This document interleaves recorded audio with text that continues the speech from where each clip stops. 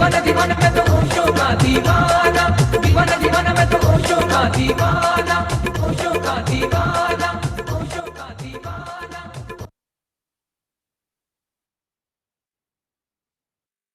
सबको प्रणाम। आवाज ठीक है आप तक? वाह वाह। तो हर शनिवार की तरह आज भी वसुधारा के साप्ताहिक ध्यान और सत्संग कार्यक्रम में आप सबका बहुत बहुत स्वागत है।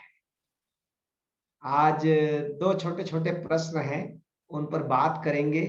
और आज हम लोग जो ध्यान करेंगे वो ओशो की बड़ी विख्यात विधि है, उसका हम लोग प्रयोग करेंगे।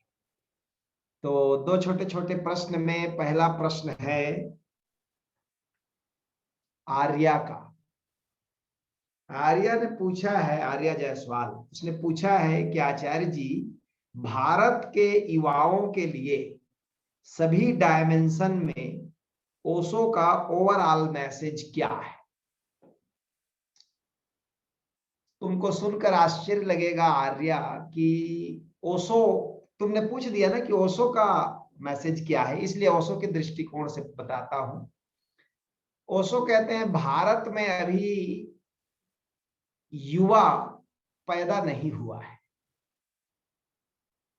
ये भविष्य की घटना है, होगा ऐसा अनुमान करते हैं कभी, लेकिन अभी युवा पैदा नहीं हुआ है।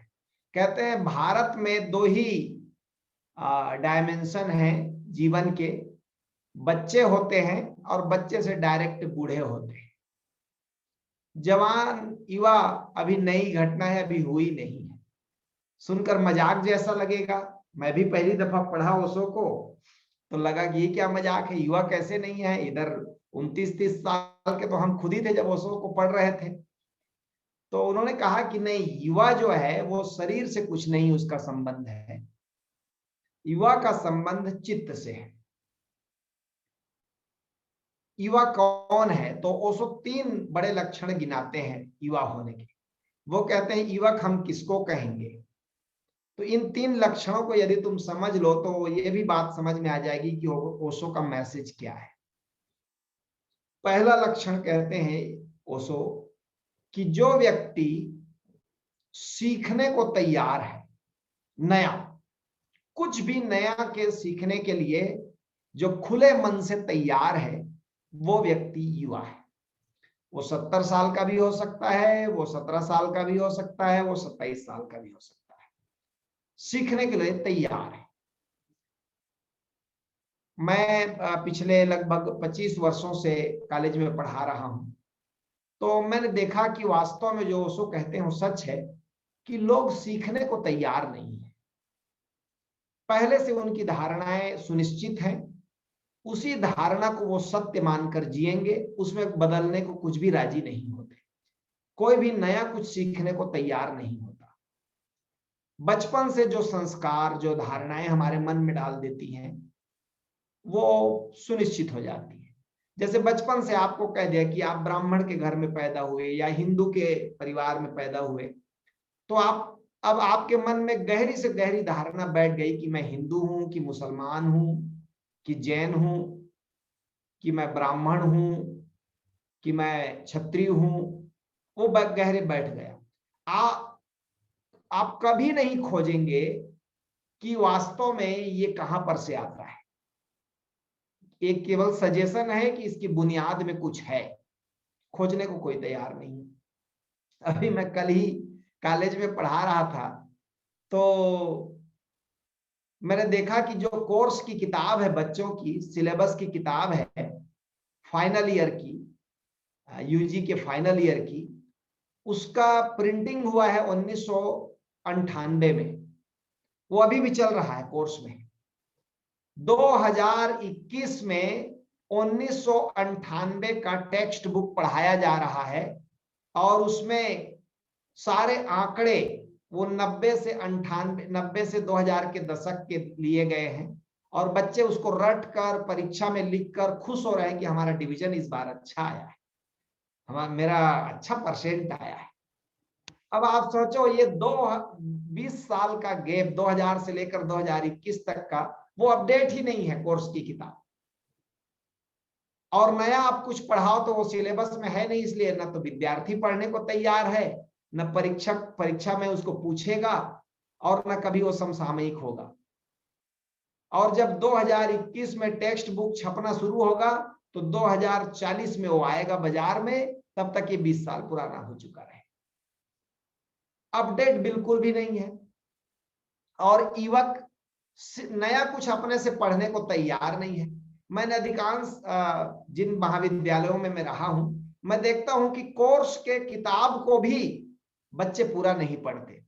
वो कहते हैं इसमें भी हमको वेरी इंपॉर्टेंट क्वेश्चन बता दीजिए जो परीक्षा में आ जाए और हम उनको टांग दें, लिख दें और नंबर आ जाए। बस किसी तरह एक डिग्री, डिप्लोमा, एक नौकरी किसी तरह मिल जाए।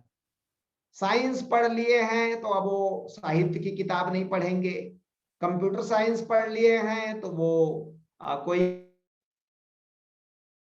इतिहास की किताब नहीं पढ़ेंगे। अध्ययन के लिए, ज्ञान के लिए कोई किताबें, कोई विभिन्न विषयों को कोई पढ़ने को तैयार नहीं है। और वो युवक कॉलेज में उनका बहुत सारा समय जाता है आंदोलन में, फीस माफ करो, फीस माफ करो, और गरीबों की सहायता करो, और इंपॉर्टेंट क्वेश्चन दो, और रिवोल्यूशन करवा करवा के, चेक करवा करवा के 3 बार सप्लीमेंट्री और 4 बार फेल होकर किसी तरह 8-10 साल में कॉलेज पास करो, और हो गया कॉलेज। अब ये युवा हो गया और ये अब मोहल्ले के राजनीति से शुरू करेगा, पार्षद का चुनाव लड़ेगा, फिर विधायक का टिकट मांगेगा पूरा। और वो कह रहे जी महाविद्यालयों में चुनाव जरूर होना चाहिए, बच्चों को राजनीति कहाँ सीखने को मिलेगी, जैसे कोई राजनीति महान विद्या है जिसको वहीं सीखना पड़ेगा, पहले उसी को सिखाना है, बाकी सब विद्याएं गौण है। तो करीब करीब यूथ जो है हमारे यहाँ नहीं है, क्योंकि जैसे ही लड़का पढ़ के निकला, शादी हुई, तो दिमाग में ये प्रोग्रामिंग फिट है कि अब सेटल होना है। तो मैंने देखा है अभी अभी मेरे कॉलेज में कुछ नए नए प्रोफेसर आए हैं, तो उनकी उम्र मान लो 30 साल 32 साल है। तो अब उनके जीवन का प्रायोरिटी लिस्ट क्या है मालूम है? वो एक किताब नहीं पढ़ते, अब नया कोई किताब नहीं पढ़ते, वो ना किताब नहीं खरीदते, और उनका एक ही टारगेट है कि मकान कहाँ पर बनाया जाए लोन लेकर के अच्छा, और उसको अभी किराए में उठा दिया जाए, और कहाँ कहाँ टैक्स बचाया जाए, क्योंकि थोड़ा तनख्वाह ज्यादा मिल रहा है तो इसमें टैक्स कहाँ बचाया जाए। सारी प्रतिभा उनकी इस बात पर लगी है। अब आप सोच सकते हो जिस जहां का प्रोफेसर इस ढंग से सोच रहा है, वहां का विद्यार्थी क्या सोचेगा। कोई एक्स्ट्रा किताब पढ़ने की जरूरत नहीं, कोई ज्ञान विज्ञान के लिए लालायित होने की जरूरत नहीं, नया कुछ सीखना नहीं है, नया कुछ जानना नहीं है। हाँ, पैसा कमाने का कई शॉर्टकट रास्ता कैसे हो सकता है, इस पर खूब चिंतन मनन करना है, इसी पर सारी प्रतिभा को लगा देना है। तो अब आप इसको क्या युवा कहेंगे बताइए? ये तो सेटलमेंट का मतलब ही होता है बुढ़ापा। आदमी बुढ़ापे में सेटलमेंट होना चाहे समझ में आता है, ये तो पैदाइशी बूढ़ा है, अब इसमें युवा है नहीं। दूसरी जो लक्षणा है युवा आदमी की, वो है साहस। साहसी बिल्कुल नहीं है, रिस्क लेने वाले लोग बहुत कम लोग हैं। भारतीय चित्त जो होता है, भारत में जब इसलिए कहता हूं कि हम जिस उप महाद्वीप में हैं वहां की बात, भारत जब मैं कहता हूं उसमें सब शामिल हैं, श्रीलंका, बर्मा, नेपाल, पाकिस्तान, अफगानिस्तान। साहस बिल्कुल नहीं है। और जब मैं साहस कहता हूं तो ये मतलब नहीं है मेरा मतलब कि तलवार लेके लड़ने चला जाए।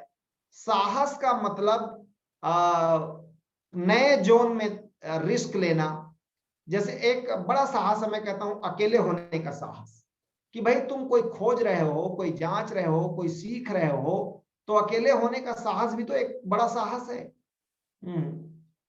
बिल्कुल एकदम रील पक्की बन गई है, कैसे पढ़ाई के बाद डिग्री मिलेगी, डिग्री के बाद अप्रोच लगा के नौकरी मिलेगी, नौकरी के बाद छोकरी मिलेगी, मतलब शादी होगा, और शादी के बाद सेटलमेंट, मतलब खत्म। यही बिल्कुल प्रोग्रामिंग फिट है। तो अकेले होने का साहस भी नहीं है, नया सीखने को तैयार भी नहीं है, और विवेक का उपयोग हमारे युवा नहीं करते। या युवा के पास विवेक होना चाहिए। वो सब कहते हैं विवेक एक अलग चीज है, बुद्धि एक अलग चीज है। बुद्धि का मतलब जो जो हमने बाहर से पढ़ा वो सब हमारे भीतर आ गया, वो सब बुद्धि का हिस्सा है। विवेक का मतलब है विजडम। मैं ध्यान करता हूं और ध्यान में कुछ नया मेरे भीतर पैदा होता है, वह विवेक है। अभी तो एक बड़ी मुश्किल बात है और अच्छा एक मजेदार बात कि बिना ध्यान के, बिना मेडिटेशन के किसी भी व्यक्ति में विजडम पैदा नहीं होगा। ये बाहर से लिया नहीं जा सकता। ये जो आप प्रज्ञा कहते हैं, बोध कहते हैं, अवेयरनेस कहते हैं, जागरूकता कहते हैं, विवेक कहते हैं, प्रतिभा कहते हैं, इसका एक ही स्रोत है मेडिटेशन। और क्यों मेडिटेशन है? मेडिटेशन कोई क्रिया नहीं है, मेडिटेशन है ये जो कॉस्मिक इंटेलिजेंसी है इसके साथ जुड़ना, ये मेडिटेशन है। आप सोचें एक दिन आप धरती पर नहीं थे और एक दिन आप पैदा हुए, मतलब इसी अस्तित्व से आप आए, इसी विराट ब्रह्मांड में आप पैदा हुए। फिर आप में इतनी प्रतिभा है अभी कि आप जितना पढ़े लिखे उसको सोच सकते हैं, विचार सकते हैं, लोगों से इंटरेक्ट कर सकते हैं, बातचीत करते हैं। ये जो प्रतिभा छोटी सी है आपके भीतर, ये कहां से आई? कभी सोचा इसको कि आप और आपके भीतर, मेरे भीतर जो भी थोड़ी सी सोचने समझने की बुद्धिमत्ता है, शक्ति है, वो कहां से आई? निश्चित ही इसी ब्रह्मांड से आई। इसका मतलब जब मैं छोटी सी प्रतिभा में इतना कमाल कर रहा है मनुष्य, उसने बांध बना डाले, पुल बना डाले, जहाज बना डाले, मंगल पर यान भेज दिया, चंद्रमा में आदमी उतार दिया, छोटी सी प्रतिभा को लेकर के इतने बड़े बड़े काम कर दिए। आप सोच सकते हैं कि ब्रह्मांड कितना इंटेलिजेंट होगा, जहां से हम आते हैं वो कितना इंटेलिजेंट होगा? वो सुपर इंटेलिजेंट है, समस्त प्रतिभाओं का स्रोत है। इसलिए तो भारत के पुराने आचार्य कहते थे कि समाधि के बिना प्रतिभा नहीं आएगी। समाधि के, असल में वो पढ़ाते थे कि कविता कौन लिखेगा, काव्य कौन लिखेगा, क्योंकि कवि को उस समय सबसे प्रतिभाशाली माना जाता था। तो कहते थे कि कविता करने के लिए तीन चीजें चाहिए। तो जन्मजात इंटेलिजेंसी चाहिए, प्रतिभा चाहिए, जन्मजात, बाय बर्थ। और दूसरी बात कि न केवल जन्मजात प्रतिभा होनी चाहिए, उसको खूब बाहर का अध्ययन होना चाहिए, व्युत्पत्ति, उसके लिए शब्द है व्युत्पत्ति, कि शास्त्र ज्ञान, समस्त विद्या जो अब तक धरती में आई है, लिपिबद्ध है, उसका ज्ञान हो उसे। और तीसरे को कहते हैं अभ्यास, प्रैक्टिस, कि वो रोज काव्य लिखने का प्रैक्टिस करता है, ताकि शब्द, क्योंकि जिस छुरी को रोज उपयोग करते हैं उसमें जंग नहीं लगती, धार बनी रहती है, चमक बनी रहती है। और चौथा वो सबसे बड़ा कारण गिनाते थे, वो था समाधि। कहते थे कि जिसको समाधि नहीं लगी है वो काव्य रचना कर रहा है, वो तुकबंदी है, वो केवल छंदबद्धता है, उसमें कोई काव्य की गुण नहीं है, उसमें वो जो वो व्यंजना शक्ति है वो नहीं है। तो धीरे धीरे ये बात लोग भूल ही गए हमारे लोग कि प्रतिभा को जगाने का, पैदा करने का एकमात्र स्रोत है मेडिटेशन, ध्यान, समाधि।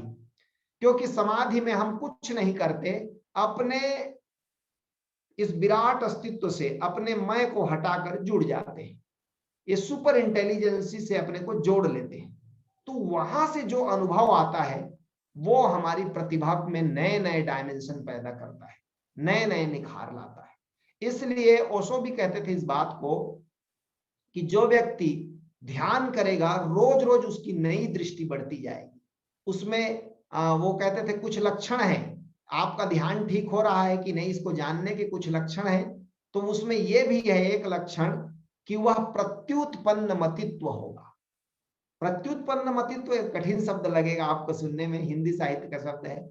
प्रत्युत्पन्न मतित्व का मतलब होता है जो किसी के बात का जवाब देगा तो पहले से सोच के नहीं रखा रहेगा, स्पॉन्टेनियस, तुरंत जो जवाब देगा वो प्रत्युत्पन्न मतित्व है। एप्रोप्रिएट होगा, वो बिल्कुल सटीक होगा। वो ऐसी प्रतिभा जिसमें कोई पुराना कलमस नहीं है, पुराना रटा हुआ विद्या काम नहीं ले रहा है, प्रत्युत्पन्न, तुरंत उत्पन्न हुआ उसकी मति में, स्पॉन्टेनियस जो आ रहा है। ये तो पैदा तभी होगा जब आप समाधि और ध्यान का स्वाद लेंगे प्रतिदिन, तब। लेकिन वो तो हमारे युवा करते नहीं। हमारे 25 साल 20 साल की शिक्षा व्यवस्था में ध्यान सिरे से गायब है ही नहीं।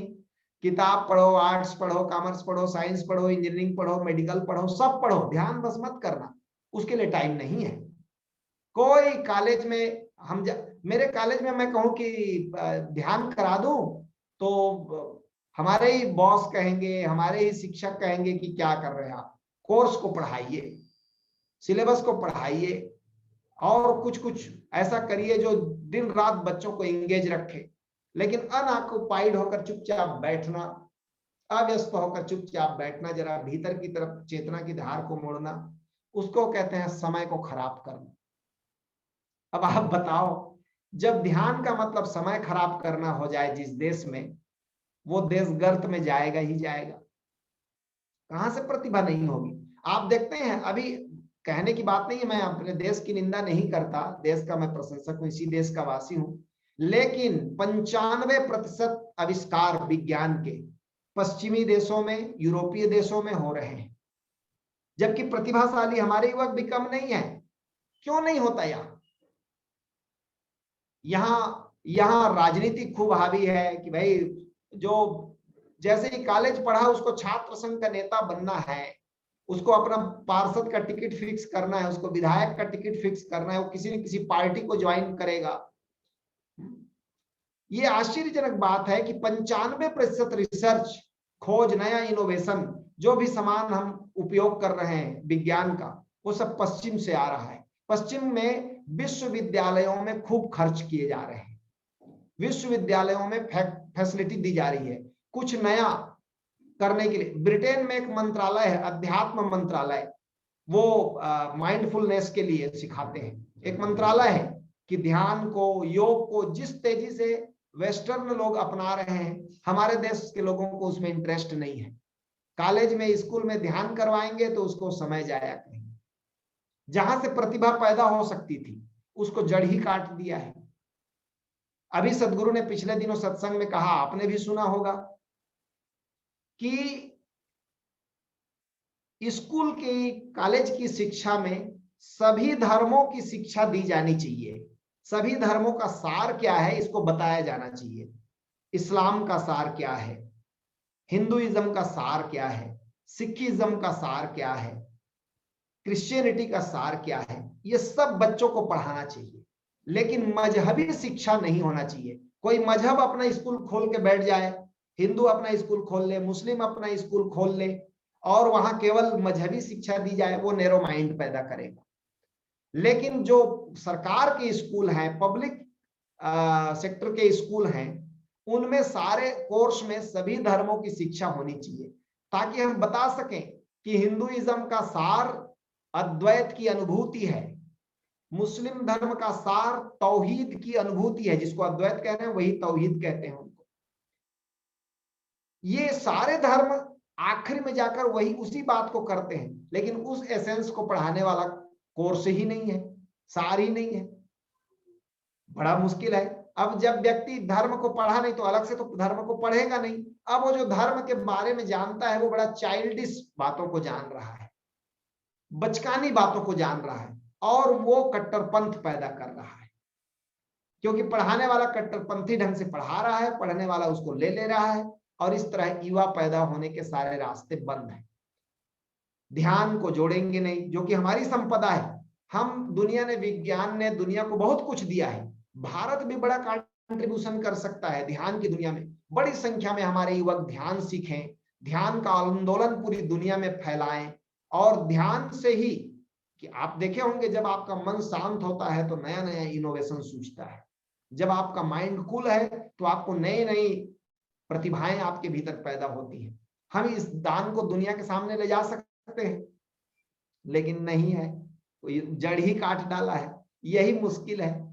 तो लेकिन मैं इतना जरूर कहूंगा इस प्रश्न के जवाब में कि ये मैसेज तेजी से फैलना चाहिए, आप और हमको इसका माध्यम बनना चाहिए कि एक नई जमात पैदा हो भारत में, जिसको ओशो कहते हैं असली युवा, चित्त से युवा, जो सीखने को तैयार, जो साहसी है, एडवेंचरस है, और जो ध्यान के नए नए आयाम को छूने के लिए, ऊंचाइयों को छूने के लिए जो अपने को समर्पित कर सकता है, रिस्क ले सकता है, ऐसा व्यक्तित्व होगा तो वो कितने भी साल का हो, वो व्यक्ति युवा है।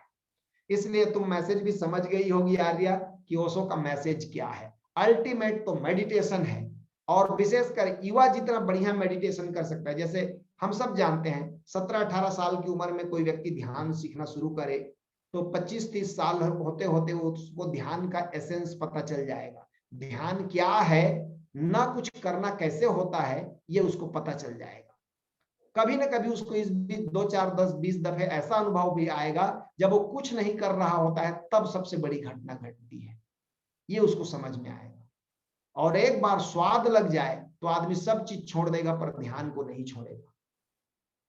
तो अभी तो केवल शुभकामना कर सकते हैं कि ऐसा हो और बड़ी संख्या में युवक रिस्क लें, आंदोलन लें, आंदोलन इस ध्यान के आंदोलन में शामिल हो। मैं इसी तरह शामिल हुआ जब मेरे प्रोफेसर ने कहा, मैं गर्मी के दिनों में उपन्यास मांगने गया था उनसे पढ़ने के लिए, तो उन्होंने मैं कहा कि उपन्यास क्या पढ़ते हो, जरा ये किताब पढ़ो, और ओशो की किताब मुझको दे दिया। सारी रात मुझे नींद नहीं आई जब मैं पढ़ता रहा। मैंने कहा कि कौन आदमी है जो ऐसा नया दृष्टिकोण देता है, अब मुझे इसी दृष्टिकोण से जीना है, अब मैं रिपीटेशन करने वाला नहीं हूं। और वो पहली किताब का पहला रात और मेरी दुनिया बदल गई। मैं भी बहुत आशा में बहुत से युवकों को, युवतियों को, लड़कियों को, लड़कों को ये किताब भेजते रहता हूं ओशो का। कभी हो सकता है उत्पत्स्यसि कोपि समान धर्मा कालो हयम निरवधि विपुलाश्च पृथ्वी, कोई तो होगा जो इसको फिर समझेगा। धरती बहुत बड़ी है, समय अनंत है, कोई कोई तो समझेगा। इसी आशा में बीज फेंक रहे हैं, इसी आशा में बीजों को डाल रहे हैं। कोई तो अपने रिस्क लेगा, जिंदगी को जरा रिस्क के ढंग से जिएगा, एडवेंचर में जिएगा, जरा ध्यान की दुनिया में भी रिस्क लेकर जाएगा। तो इसलिए इसी आशा में सब बोलना, सत्संग सब इसी आशा में होता है कि कभी तो किसी के हृदय में आग लगेगी, जरा उसको भी लगेगा कि हाँ कुछ करना चाहिए। यूं ही बैठ जाना, सेटल हो जाने शब्द से मुझे सख्त नाराजगी होती है। सेटल होने क्या मतलब होता है, कब्र खोद लो और लेट जाओ, सबसे बढ़िया सेटलमेंट वही है। वो सदा के लिए सेटलमेंट हो गए, और तो कोई सेटलमेंट होता नहीं। तो धन्यवाद, आर्या के बहाने मुझे इस कुछ को कहने को मिला, ये सब चीजों को। और एक कंफ्यूज्ड कंप्यूटर इंजीनियर का प्रश्न है, उसको मैं ले लेता हूं। नाम लूंगा तो भी वो बुरा नहीं मानेंगे, शैलेंद्र भाई का। कह रहे हैं आचार्य जी थोड़ा कंफ्यूजन है। कंफ्यूजन क्यों है वो मैं आपको बताता हूं, पहले कंफ्यूजन सुन लीजिए उनका। कह रहे हैं कि सुनने वाला, देखने वाला ज्ञाता तत्व चेतना है, लेकिन ये कैसे पता चलेगा कि सुनने वाला चेतना ही सुन रहा है। अब आप समझ गए होंगे कि कंफ्यूजन क्यों पैदा होता है। अनुभव ना हो तो ऐसा कंफ्यूजन होगा ही होगा। अनुभव क्या नहीं हो बताता हूं। सुनने वाला, देखने वाला ज्ञाता तत्व चेतना है, लेकिन यह कैसे पता चलेगा कि सुनने वाला चेतना ही सुन रहा है। और फिर प्रश्न अब घुमावदार है, कहते हैं चेतना ही क्यों सुने, अगर चेतना नहीं सुनता है तो इससे क्या फर्क पड़ता है। हम आत्मा हैं, आत्मा क्या देख रही है चेतना में, और हम इसे क्यों देख रहे हैं। चेतना आत्मा का कौन सा आयाम है। Total confuse. चेतना पुलकित की श्रीमती का नाम है, एक ये मैं बता दिया जो सामने बैठी है। और दूसरी बात कि ये कंफ्यूजन इसलिए है शैलेंद्र भाई कि आप ना प्रैक्टिस ना करके सुनी हुई बात को आपने सोच कर समझने की कोशिश की है, इसलिए गड़बड़ हो रहा है। अभी आपको लगता है कि चेतना ही सुन रहा है, ये मैं कैसे मान लूं इस बात को। मानो मत, अभी भी तुम्हारा कान नहीं सुन रहा है, चेतना ही सुन रही है। वो चेतना यदि शरीर से निकल जाए तो ना कान सुनेगा, ना आंख देखेगा, ना शरीर का कोई अंग काम करेगा। ये तो बिल्कुल कॉमन बात है, ये तो बिल्कुल सामान्य बात है। सहज रूप से कोई भी विचार कर सकता है कि कोई चीज शरीर से निकल जाता है तो शरीर का कोई भी अंग काम नहीं करता।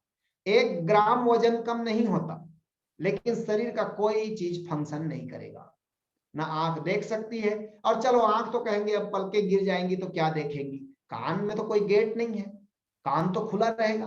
तब भी बैठ करके 1000 बार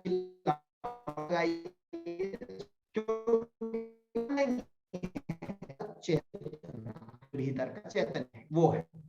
फिर आप पूछते हैं कि कैसे पता चलेगा कि सुनने वाला सुन रहा है वही। वो तो तभी पता चलेगा जब आप भीतर जरा शरीर से, मन से हटकर शुद्ध चेतना की भांति आप जानेंगे, तो ये भी जानेंगे कि सुनने के लिए इंस्ट्रूमेंट के रूप में शरीर को चेतना इस्तेमाल करती है, जबकि वो डायरेक्ट भी सुन सकती है, डायरेक्ट सुनती भी है। डायरेक्ट क्या सुन रही है?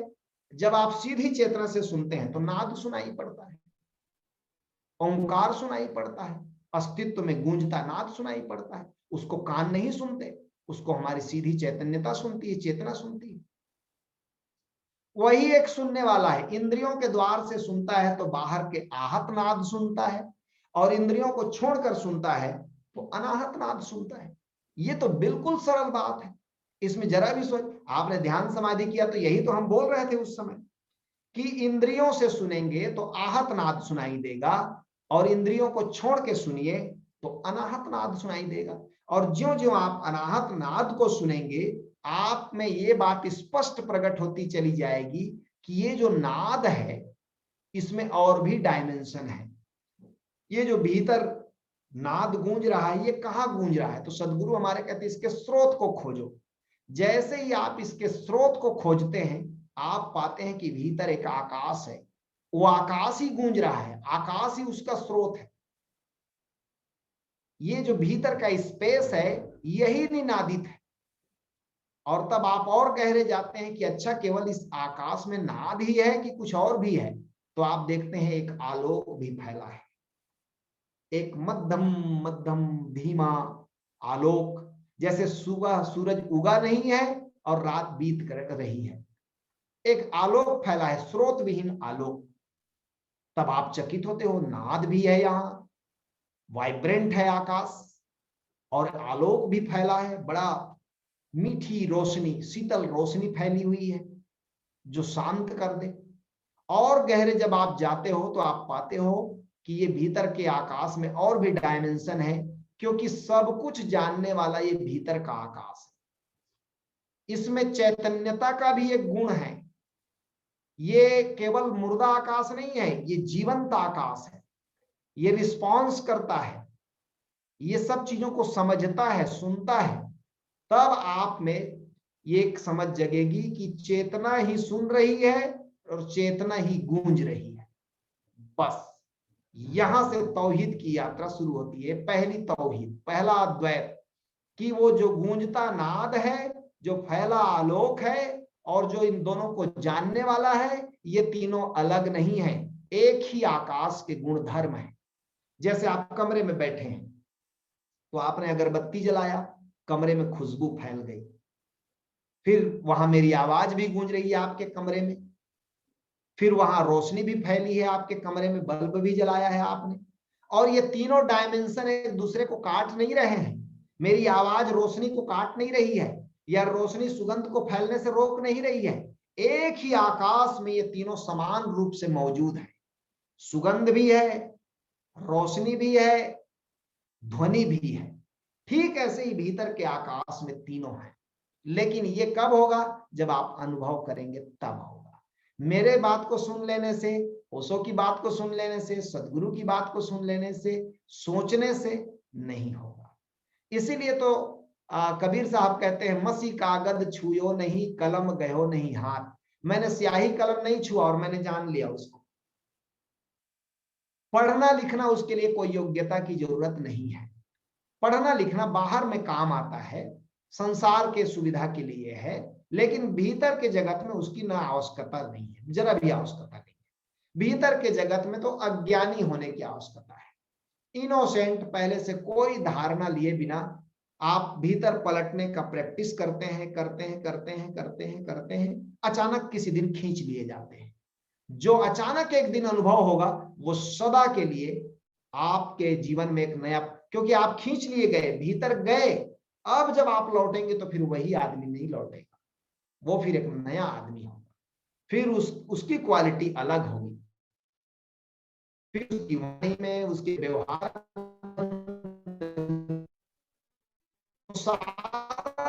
का है कि एक बार अपने अंतर जगत में आप प्रवेश पा जाए। सोच सोच के आप कितनों भी सोच लीजिए, ओशो की सारी किताबें पढ़ डालिए, सदगुरु के सारे प्रवचन सुन डालिए, ये होने वाला नहीं है। इसके लिए एक ही रास्ता है, और वह रास्ता है कि सारे भी बाहर के ज्ञान को जरा किनारे रख करके इनोसेंट, अज्ञानी होकर, सर्वभांति बच्चे जैसा सरल होकर चले भीतर।